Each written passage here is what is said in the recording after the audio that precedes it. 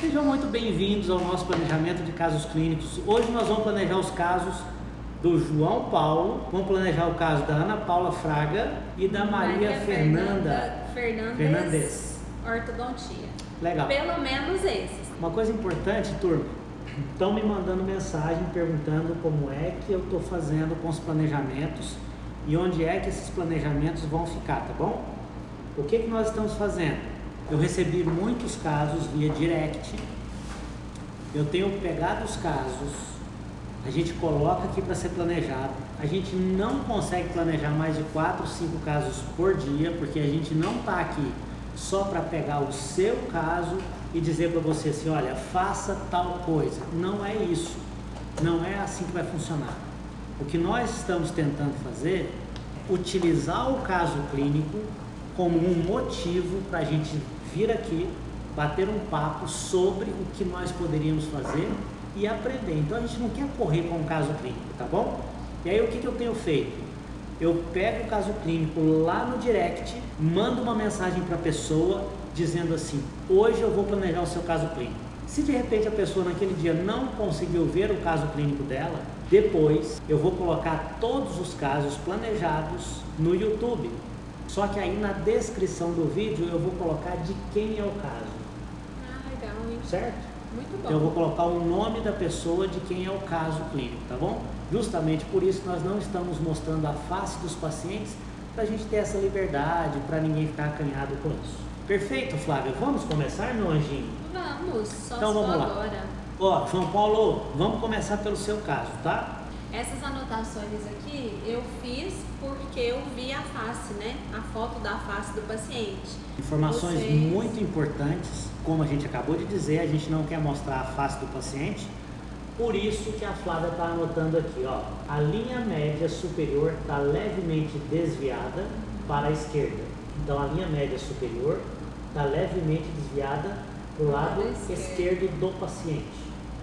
Correto? E eu achei massa demais que ele mandou os modelos, e aí você vê a foto que vem da radiologia e o modelo. A diferença aqui a gente vê outras coisas, né? Essa foto para nós é muito mais, tem muito mais informação do que essa foto aqui, ó. Perfeito. Né? Então ficou muito jóia. Vamos ver qual informação então tem nessas fotos? Vamos. Eu notei uma mordida de Broad do lado esquerdo, mas eu não sei se é Broad mesmo, pela foto eu não sei se é, mas me pareceu uma mordida muito profunda, eu achei muito vestibularizada essa espécie, pode ser que seja. Vamos aproveitar isso que você falou agora para ensinar dar uma dica bem legal para esse pessoal aqui. Turminha, olha só, a gente não tem certeza, João Paulo, pera aí, deixa eu até mostrar o João Paulo aqui, ó. João Paulo, é você, ó, João Paulo Andrade. Vamos lá. Pode ser que esse paciente tenha uma mordida de Broad desse lado aqui, ó. Pode ser. Às vezes o João Paulo vai falar assim, não, ô Hélio, Flávia, ele não tem uma mordida de Broad. Tudo bem, mas nós vamos usar esse assunto que surgiu para ensinar um detalhe aqui para essa turma, tá bom? Maravilha. Gente, é o seguinte, quando você tem mordida em tesoura ou mordida de Broad, o tratamento ele é meio chato. Por que o tratamento é chato? Os dentes superiores, eles ficam numa posição muito vestibular em relação aos dentes inferiores. E acontece uma extrusão desses dentes, travando completamente a mordida, tá bom? Quando nós temos uma mordida de Broad no paciente nosso aqui no consultório, o que nós fazemos? Nós colocamos aqui, olha, na face palatina do molar, nós colocamos um levante de resina, igual o levante de resina que nós fazemos no incisivo central, na palatina do central, igual o levante de resina que nós fazemos na palatina do canino. Então eu posso colocar esse levante de resina da ponta da cúspide palatina do molar superior, indo em direção para a RAF mediana, em direção à RAF mediana. Tá legal? Eu vou fazer isso nos dentes que estão cruzados em mordida de Broad.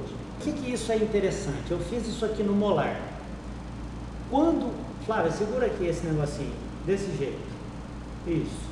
Quando o paciente morde aqui, ó, nesse levante, tá bom? Quando ele morde aqui nesse levante, pode soltar. Qual o movimento que acontece lá no meu molar? Acontece um movimento de alavanca, um movimento de torção.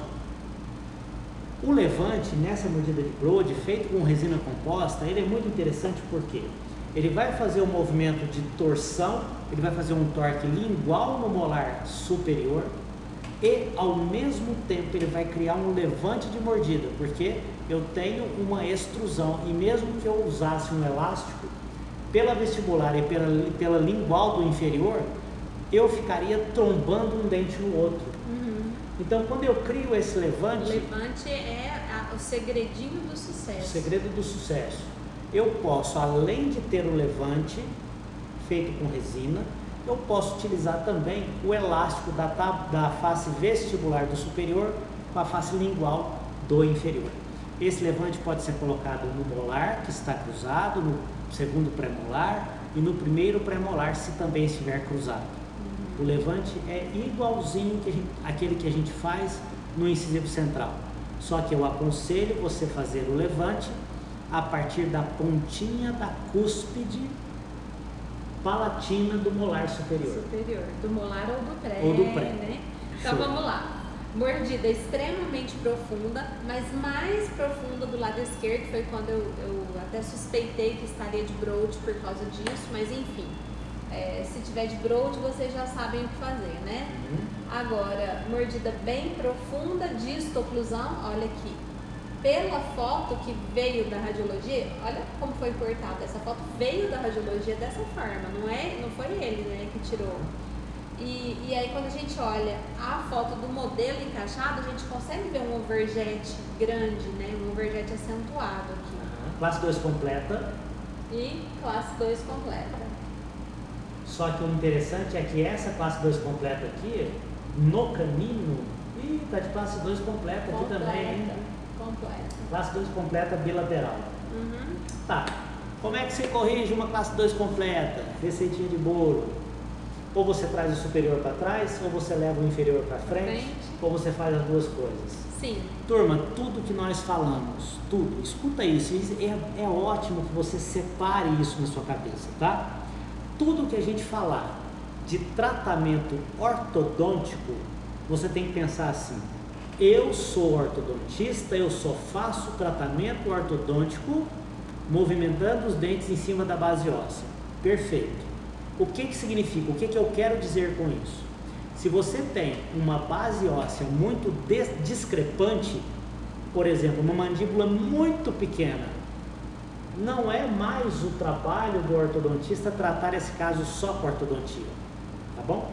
Então eu preciso ter um alicerce razoável para eu poder construir a minha casinha. Perfeito. Vamos ver panorâmica e tele para a gente voltar nessa foto aí? Para a gente saber o que nós vamos fazer de tratamento, né? Quando a gente fala em trazer o superior para trás ou levar o inferior para frente, a primeira coisa que a gente tem que olhar é a face, é o perfil. O que eu enxergo aqui nesse perfil é um ângulo nasolabial muito bom. Se a gente tampar aqui, ó, dá pra ver que ele não tem um ângulo nasolabial fechado, ou seja, os incisivos superiores não estão vestibularizados. Certo. Pelo menos aparentemente não. O que nos dá essa visão é que o superior está correto. O inferior, nós temos um sulco mentolabial muito profundo. Esse sulco mentolabial muito profundo normalmente nos mostra que existe a distoclusão, existe uma mordida profunda. Esse incisivo superior está tocando e vertendo o lábio. E quando a gente olha uma face dessa, dá vontade de fazer o quê? Encher isso aqui, ó. Trazer esses incisivos para frente. Agora vamos ver se a gente pode fazer, né? Vamos ver a síntese. Deixa a gente olhar essa face só mais um pouquinho, Flávia. Cuidado só para você não ficar na frente. Tá. Pessoal, deixa eu só alertar vocês sobre uma coisa bem interessante. Quando você olha uma face como essa e você vê os lábios, se você observar a proporção entre o nariz, o lábio superior e o lábio inferior e o mento, o perfil desse paciente, o perfil mole dele, tá bonito. Tá bom, perfil Só bom. que o que acontece? Por que é que esse lábio inferior não está retruído da mesma forma que o incisivo inferior está retruído? Ele não está retruído porque ele está evertido, então ele está enganando a gente. E está evertido porque o superior está tocando nele. Ele não está representando a inclinação do incisivo inferior. Perfeito. Flávia, vamos então? O que nós volta poderíamos na foto fazer? Da boca, né? Para a gente poder ver o que faríamos agora que vimos a teleradiografia, o perfil. Mas né? antes, deixa eu pensar uma coisa aqui, ó. Raciocinem com a gente. Se nós estamos vendo esse perfil é um perfil bom, aí eu faço uma pergunta para você.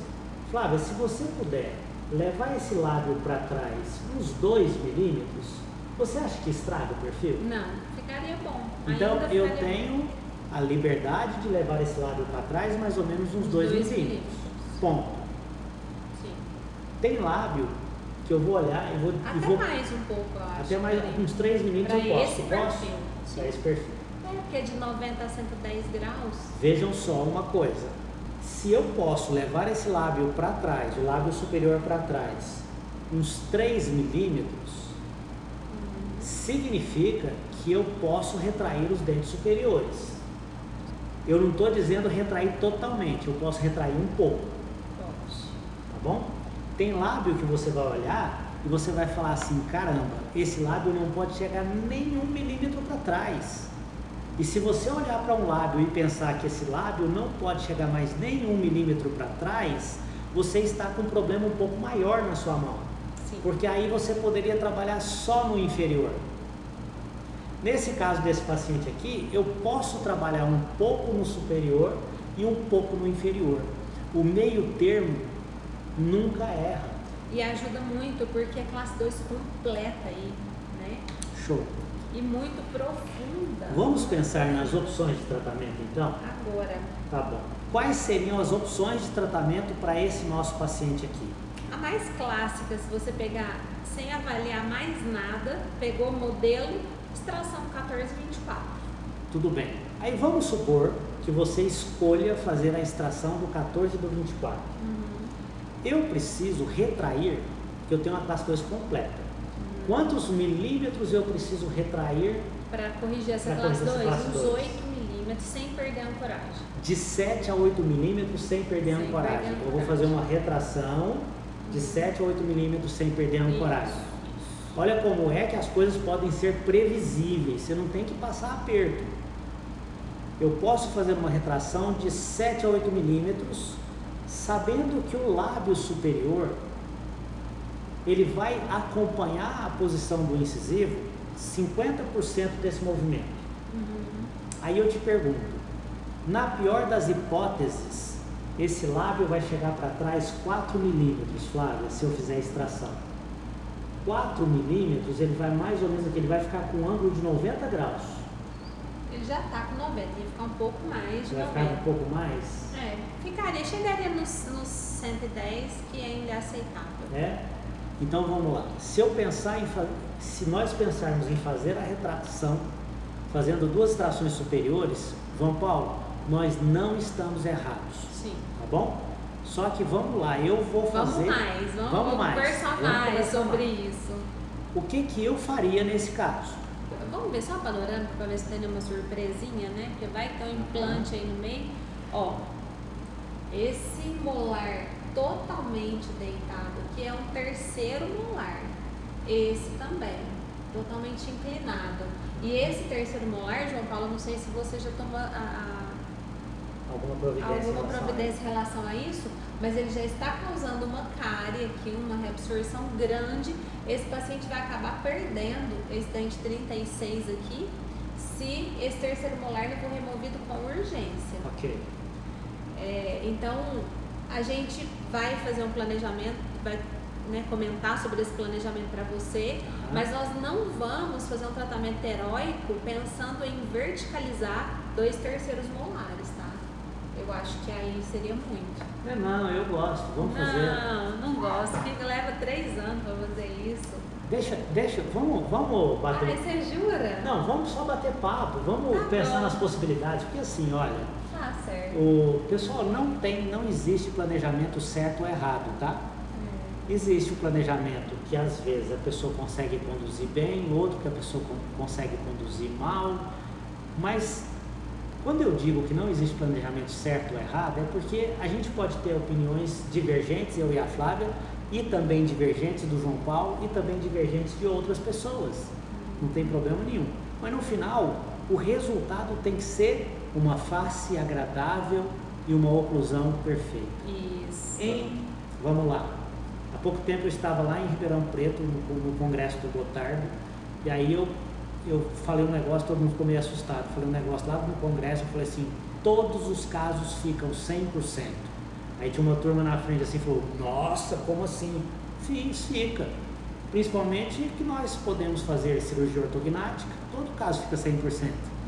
O caso que fica meia boca é aquele caso que você tentou tratar com ortodontia e ele era cirúrgico. E hoje em dia, muito poucos casos são cirúrgicos, mas quando ele é um caso teimoso, aí ele tem que ser cirúrgico. Bom, mas não sei o que eu tô falando. Antes de você falar se vai, Flávia, tá? Toda humildade, eu tiraria terceiros molares aqui, não verticalizaria não. Mas vamos ver, na oclusão, eu tô falando olhando na panorâmica, de repente na oclusão, a hora que você verticalizar esse molar, ele sai da oclusão do segundo, aí vai ter que fazer um implante no segundo. Sai não. Não vem com essa não. Meu Deus. E outro detalhe, nós estamos pensando em usar um propulsor mandibular aqui, você não quer molhar o dedo? Bom, então você tá com. Você tá com gracinha. Por que eu tô com gracinha? Gente, é mesmo. E eu vou justificar por que eu gostaria de usar um propulsor. João Paulo, eu acho que o melhor tratamento para esse caso é um propulsor mandibular. Eu também acho. Por quê? Também acho. Por quê? Você tem alguns problemas aqui que se você simplesmente extrair os 2 prés, você vai correr alguns riscos. E a gente tem que trabalhar com segurança. Vamos lá. Qual que é o primeiro risco que você vai correr se você simplesmente extrair os 2 prés? Você vai correr o risco de levar o lábio 4 milímetros para trás. Você vai estar no limite desse lábio. Então eu acho que você deveria levar o lábio superior menos para trás. Segundo risco que você vai correr, você tem um dente aqui que foi feito endo e esse dente ele tem uma coroa protética. Dá uma olhada aqui, João Paulo. Eu não sei se esse paciente sofreu um trauma nesse incisivo. Todo, 100%. Quem trouxe o caderninho, anota isso agora, tá? 100% dos nossos pacientes, antes de pensar em fazer exodontia de pré-molar, a gente olha os incisivos para ver se tem trinca, fratura, coroa, endo, qualquer sinal que faça a gente desconfiar que o paciente sofreu algum trauma, porque o paciente que sofreu trauma, quando você extrai e movimenta muito o dente, ele corre o risco de ter reabsorção. Hélio, mas onde que você leu isso? Eu li isso na radiografia de uma paciente que uma vez, a hora que eu olhei a radiografia, tinha só o cotoco do dente, tá? E é lógico que aí depois, a gente busca na literatura. O professor, se eu não me engano, o professor Alberto Consolaro tem um artigo que se chama, o título do artigo, eu não vou lembrar o título certinho, mas você joga no Google que você vai conseguir achar esse artigo. Chama-se Atitudes Preventivas da Reabsorção Radicular, ou então atitudes, alguma coisa nesse sentido. Atitude preventiva para a reabsorção radicular. Leia esse artigo. Então, eu tinha dito que eu optaria pela extração dos terceiros molares, até porque ele está causando uma injúria. O inferior do lado esquerdo está injuriando o segundo molar. Mas, visto que a gente vai colocar um APM nesse paciente, aí eu iria rever essa opinião. Tá. Sim, tá? Desculpa aí. Show. João Paulo, outra dica, hein? Eu vou ter que concordar. Turminha, não sei se vocês estão percebendo, tá? Eu tenho recebido, deixa eu comentar uma coisa aqui. Eu tenho recebido alguns directs, o pessoal às vezes manda assim, planeja o meu, planeja o meu, planeja o meu. Gente, o mais importante não é o seu. O mais importante é o do outro. Porque de tanto você enxergar aqui o que nós estamos dizendo, do caso do João Paulo, do caso da Ana Paula, do caso da Fernanda, vai chegar um momento que você vai olhar para o seu caso e vai falar assim, preciso daquele cara xarope do cabelo branco, mas não, olha aqui, eu mesmo sei fazer isso aqui, ó. Entendeu? Questão de tempo. Questão de tempo. Vamos lá, João Paulo, agora escuta essa que eu acho que você vai gostar, hein? Já que nós estamos pensando em usar um APM, um propulsor mandibular, você vai ter que tirar esse terceiro molar aqui, João Paulo. Tá vendo, Flávio? Esse terceiro molar em forma de bipó. Esse aí não. Por que você vai ter que tirar esse terceiro molar? Não houve discussão, né? Discussão. Por que você vai ter que tirar esse terceiro molar? Porque o seu propulsor mandibular, você vai preparar ele de tal maneira que ele faça uma pequena distalização superior. E é óbvio que o propulsor mandibular, quando você apoia na maxila, ele vai distalizar um pouquinho superior, principalmente se você cortar o fio, o arco do aparelho superior, e deixar ele rente, sem dobra, sem travar, no superior. Aí você apoiando o seu propulsor no primeiro molar, ele vai distalizar um pouco o molar superior. E ele também vai protruir os dentes inferiores.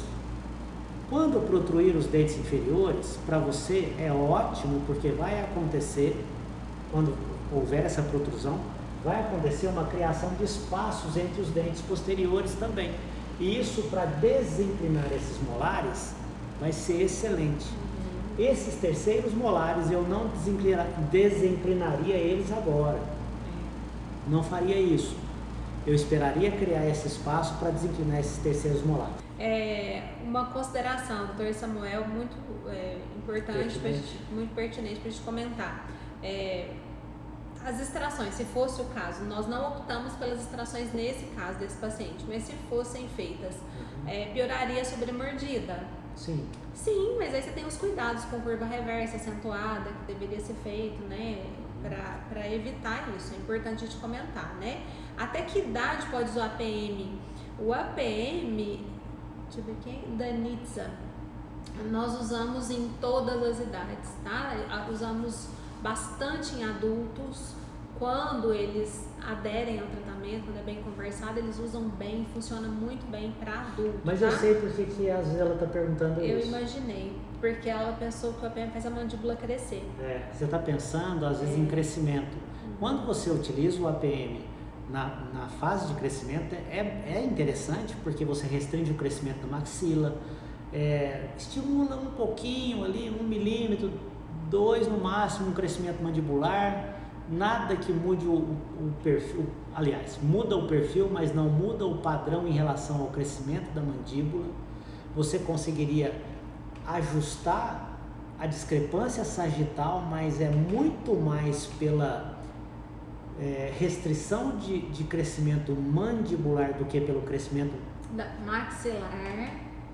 maxilar do que pelo crescimento mandibular. Então, assim, você tem que pensar no seguinte, é assim que a gente trabalha aqui, é assim que a gente pensa. O propulsor mandibular, ele funciona em qualquer idade? Sim, porque a gente acredita que ele faz muito mais um movimento dentoalveolar do que um movimento esquelético. No paciente em crescimento ele funciona melhor? Tudo no paciente em crescimento funciona melhor, porque ele vai inclusive alterar a direção do crescimento. Ele vai restringir a maxila, vai estimular um pouquinho a mandíbula, mas não acredite, isso eu posso falar com todas as palavras, está mais do que comprovado isso, não acredite que a mandíbula vai crescer a ponto de mudar o padrão facial do paciente pelo crescimento da mandíbula. É muito complexo. É porque muda o padrão facial do crescimento. Isso dá uma polêmica, nego joga pedra, liga pra gente, fala que vai matar. Não, tô brincando. Parou de bater. Faz o batente já em fios iniciais, Sim, fios iniciais promovem intrusão, é isso? Então, é efeito indesejado, desejado? Talvez a gente estivesse utilizando um efeito colateral para o nosso bem. Talvez seja esse Mas de onde vem? Qual o levante que você falou na mordida de Broad. Explica, meu anjinho. Eu tô só lendo aqui, eu ainda não deu tempo de falar mais nada. Tá bom. Que eu falei que talvez fosse uma mordida de Broad do lado esquerdo, e aí você falou em fazer um levante superior mais prolongado, né? Isso. E sim, pode ser feito nos primeiros fios. Que aí o efeito colateral que iria acontecer, ele vem para o nosso bem. Três coisas que você pode fazer é esse levante, utilizar o elástico cruzado também, deixar o fio superior, o arco superior, mesmo que seja delgado, e à medida que você for evoluindo, o melhor é o 16 de aço, a partir do 16 de aço. Deixar o arco superior um pouco mais atrésico e o arco inferior um pouco mais expandido. A Sara está perguntando, tem que olhar a sínfise antes de colocar o APM? É porque eu falo que tem alguns tipos de sínfise mentoniana, né? Tem a sínfise coxinha, aquela sínfise tem um formato de coxinha, aquela é linda e maravilhosa, você faz tudo quanto é movimento nessa sínfise, aliás, quase todos os movimentos. Hoje em dia nós temos que ter muito cuidado com o que nós falamos, porque as interpretações hoje em dia estão complexas. Eu estou com medo, estou ficando com medo. Eu nunca tive medo assim, mas eu estou começando a ficar com medo, porque tudo que você fala vem pedrada de todo lado, mas tudo bem, tamo junto. Então tem a sínfise coxinha, que tem um formato, a Sara respondeu aí, que tem um formato mais largo. Essa sínfise coxinha você pode usar propulsor, você pode fazer movimento de protrusão, retrusão. É uma sínfise que te dá liberdade. E você tem aquela sínfise, como é que é o outro nome? Você não sabe? A sínfise fininha. A fininha, a magrinha, a salsicha. A sínfise salsicha, você não pode ficar brincando muito. A sínfise salsicha é aquela sínfise do dólico facial. Aquela sínfise muito fininha, você tem que tomar cuidado. Senão você começa a perceber volume na vestibular, na tábua óssea vestibular, na tábua óssea lingual, e isso é desconfortável, a gente fica com medo. E esse paciente tem uma sínfise fina, não tem uma sínfise exatamente coxinha. Não é uma coxinha, mas também não é uma salsicha. Mas não é tão fininha. É uma intermediária. Aí nesse caso a gente pode usar o APM sim, só que com os cuidados de iniciarmos com torques resistentes aí. Show. Para não acontecer a vestibularização excessiva dos incisivos inferiores. A Marta está perguntando onde acha o APM.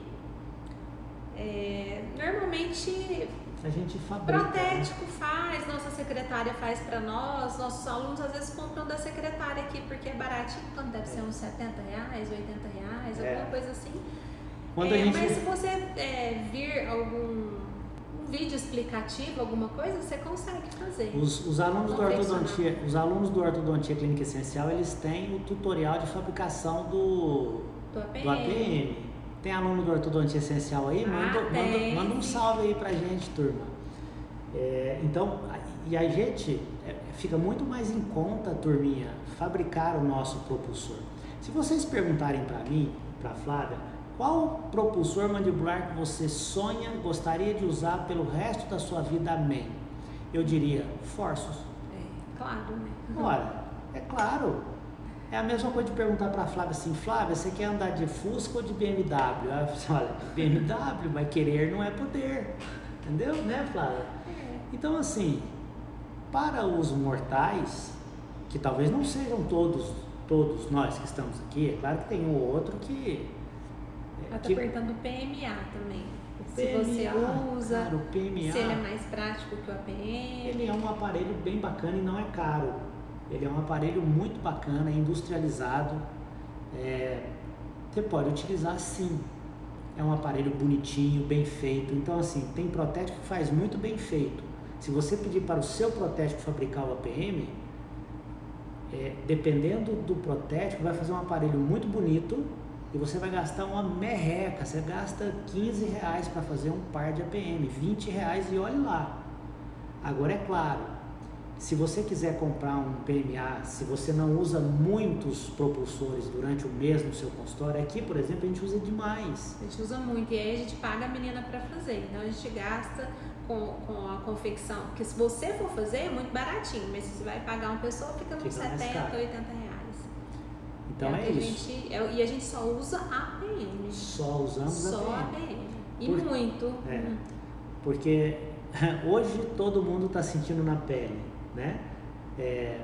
Em cada atitude que você faz, que você tem no seu, cada escolha que você tem no seu consultório, ela vai te trazer mais lucratividade ou menos lucratividade.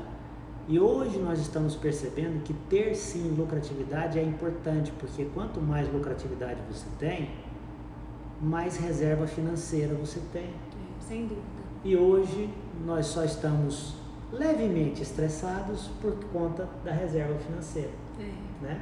Quando eu falo nós, é a grande maioria das pessoas do planeta Terra. O planeta inteiro. Doutora Viviane, a mordida profunda desse paciente corrigiria de qual maneira? Vivi, APM, a gente, ao alinhar e nivelar esse caso, já vai corrigir na curva de SP inferior, né? Só de alinhar, nivelar, você pode ir fazendo uma curva reversa inferior. Mas quando você coloca o APM, ele é um excelente... Deixa eu comentar uma coisa, Flávia. Aparelho para correção da mordida profunda. Turminha, deixa eu mostrar uma coisa para vocês aqui, ó. Engraçado, você percebeu que a gente ficou parado em um caso... A pergunta que não quer calar, ó, essa aqui foi boa demais, hein? Corrigir a mordida de Broad antes de iniciar com a PM? Sim, sempre. O transversal é em primeiro lugar. Isso mesmo. Sempre, né? Acho que é um sempre, né, da ortodontia. Eu acho que sim. Mordida cruzada, convencional, ou mordida cruzada em Broad, sempre vamos corrigir antes, tá bom? Muito legal essa pergunta. Eu estou preocupado com uma coisa. Nós começamos o caso do João Paulo. Cadê? Do João Paulo. Vamos pelo menos mais um, né, gente? Mas senão deixa eu explicar uma coisa. Vamos falar o Dona Paula aqui. Só quero comentar uma coisa que eu acho que é importante, mas eu sei que vocês vão nos perdoar, pelo menos eu imagino que vocês vão nos perdoar por ter demorado um pouco nesse caso, mas eu acho que esse caso serviu. Obrigado, João Paulo, por ter enviado. Eu acho que esse caso serviu para a gente discutir muita coisa. O que nós falamos aqui nesse caso, eu acho que tem dica para encher umas 2 folhas de caderno, beleza? Outra coisa que eu queria falar com vocês aqui é assim: quando nós temos uma classe 2, na grande maioria das vezes, o incisivo inferior, buscando contato com o incisivo superior, ele extrui. Isso faz com que a nossa curva de SP fique excessiva. Então, quando a gente pensa como é que eu vou corrigir a mordida profunda num classe 2, é retificando o arco inferior, normalmente utilizando uma curva reversa inferior, normalmente. Agora é lógico, se você pensou em colocar um propulsor mandibular, na hora que você instala o propulsor, se a sua curva de SP inferior não estiver retificada, o próprio propulsor vai te ajudar a retificar essa curva. Então você não precisa se preocupar com ela desde o início, se o seu planejamento é um propulsor. E outra coisa, de alinhar, nivelar, ela chega no fio 19/25, normalmente já está retificada, né? A Camila está perguntando se poderia usar elástico classe 2 ao invés de propulsor. Camila, é uma pergunta que é recorrente, né? A gente sempre recebe ela. Mas é uma classe 2 extremamente completa, a mordida já é muito profunda. O efeito colateral do elástico classe 2 é aprofundar a mordida, é deixar o sorriso gengivoso, então precisa ter um cuidado aí. Só daria para usar elástico classe 2 aqui se você utilizasse um cursor para que o elástico ficasse mais horizontal. Por que nós temos hoje na nossa cabeça um critério clínico? Gente, eu queria até comentar isso com vocês, tá? Quem gosta de um papo bem clínico, é com a gente, tá bom? É porque às vezes eu recebo uma mensagem ou outra, mas é muito raro. Mas eu recebo uma mensagem ou outra, a pessoa escreve assim para mim: mas qual a referência disso que você está falando? Claro que a gente lê, que a gente gosta de estudar. Temos livros de todos os grandes professores de ortodontia desse país. Posso citar aqui um monte. posso citar o Glauber Carinha, posso citar o Marco Jans, que é amigo nosso, podemos citar o professor Ert, podemos citar, desembucha, o Marden, querido, figuraça, gente finíssima, podemos citar vários, perdão quem eu não falei agora, mas é porque isso aí veio agora de cabeça. Boa. Então assim, ninguém fala nada de boca para fora, só que a gente trabalha 80% do tempo levando porrada de paciente. Então, clínico é aqui. 100%. Mas não era disso que eu queria falar. Eu queria falar o seguinte: por que o elástico numa classe 2 completa, na clínica, nós não gostamos de usar? Não é que não funciona, tá? Nós não gostamos de usar, número 1, pelos efeitos colaterais, e número 2, o nosso paciente, ou a grande maioria dos pacientes, eles aderem ao tratamento da mesma forma que você adere à academia. 3 meses. Ou 4 meses no máximo, tá bom? 4 meses de adesão de uso de elástico sem desanimar, corrige uma meia classe 2. De 3 a 4 meses de adesão ao elástico, você corrige uma meia classe 2. Só que 3 meses você não corrige uma classe 2 completa. Então, depois de 3 a 4 meses, você vai ter que ficar se batendo com o paciente. Doutor, tá na hora de tirar? Já posso tirar esse elástico? Não, mais um pouquinho. Ai, doutor, não aguento mais. Não, mais um pouquinho. Ai, doutor, não estou aguentando. Nossa senhora, aí começa a te encher o saco, você fica louco. E aí, o que vai acontecer?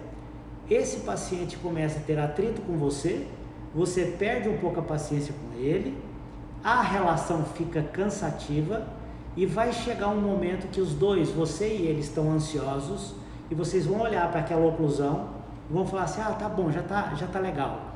Resultado, fez um tratamento meia boca.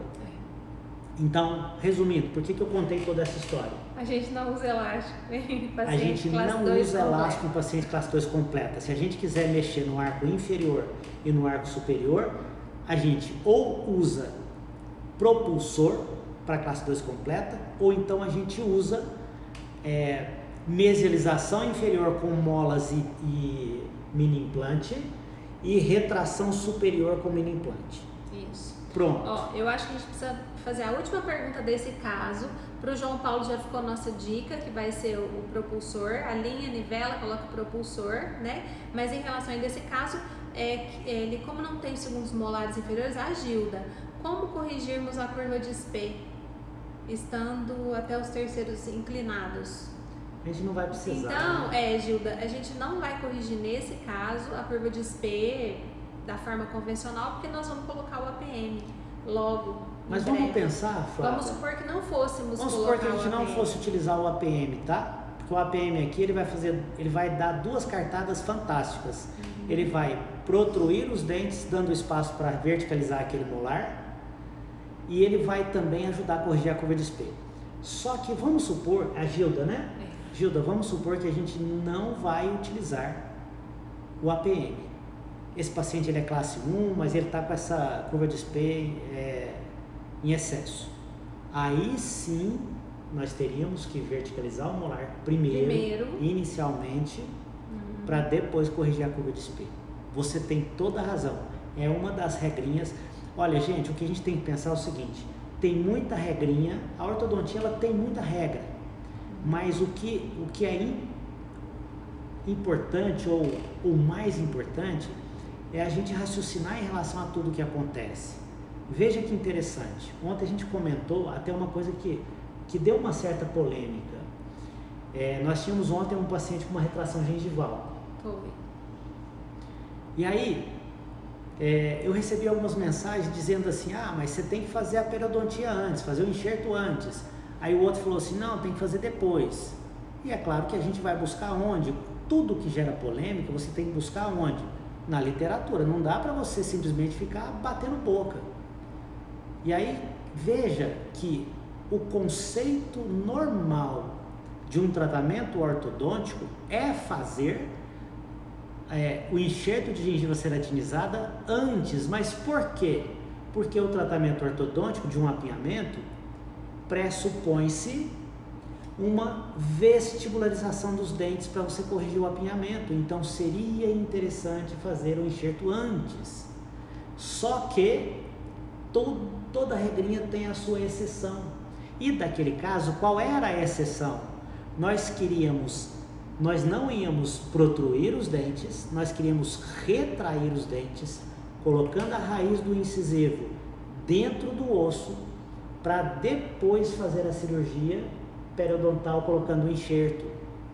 Que na grande maioria das vezes, quando você coloca a raiz dentro do osso, e a gente vê isso toda hora nos primeiros premolares superiores, quando a gente faz um torte lingual de raiz de um premolar, a própria gengiva já cobre sem que você faça o enxerto.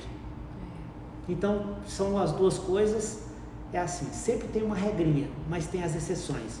Nesse caso aqui, a gente não vai colar o segundo molar inferior, porque a exceção é a utilização, o terceiro molar, porque a exceção é a utilização do APM. Mas a regrinha, a Gilda está certinha, é assim, quer corrigir a sua curva de SPEI inferior, cole o segundo molar desde o princípio. Até o segundo molar. Faltam poucos minutos para terminar, então vamos fazer o seguinte, vamos responder mais algumas perguntas aqui, que esse caso foi massa, João Paulo. Deixa eu pedir perdão para Ana Paula. Ana Paula, amanhã a gente faz, eu avisei ela que a gente ia fazer hoje. Ana, amanhã a gente conversa. Aninha, meu anjo, nós vamos planejar o seu caso amanhã. Não deu tempo porque o tio Hélio e a Flávia conversaram muita borracha hoje. Mas o caso estava muito rico esse, né, do João Paulo, tinha muita coisa para falar, eu acho que foi bem, e ainda tem, tá? Ainda tem coisa aqui. Tem coisa ali para falar.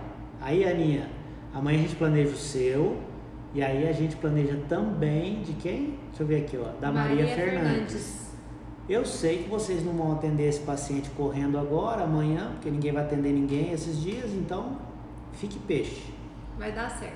Vai dar certo. Voltando então ao caso do João Paulo, e a gente só conseguiu falar tanto, a gente conseguiu dar tanta riqueza de detalhes aí, porque ele enviou até a foto dos modelos bem ocluídos, aí a gente conseguiu ter muita informação. Volta na foto lá do João Paulo. A Sara, vamos verticalizar o 3848 com mini implante ou com cantilever? Nenhuma das duas com coisas. Quem então? Fala. Eu faria, vamos ver o que o Hélio acha. Eu faria com o arco em U. Uma alça em U. Alça em U. Alça de verticalização. O arco é um arco inteiro, só que lá onde o dente está inclinado, você faz a dobra em U. Show. É muito... Gente, eu vou falar, esse Esse arco mudou minha vida, vou contar, viu? Porque eu tinha muita dificuldade de fazer cantilever. Agora fica nesse apaixonamento e vamos. Vai. Eu posso colocar o mini implante na retromolar e colocar amarrilho, aí nem preciso de cantilever? Olha, funciona, mas eu posso te falar uma grande verdade? Nós já fizemos dessa forma algumas vezes, principalmente quando surgiram os mini implantes. Mas é uma região onde o mini implante começa a submergir, o paciente morde, o molar superior toca no mini implante. Olha, eu não sei se eu dei azar, viu, turminha, mas eu não gosto de utilizar mini implante para verticalizar molar. Não me adaptei com isso. Daqui a pouco a gente volta. Beijo, galerinha. Tchau.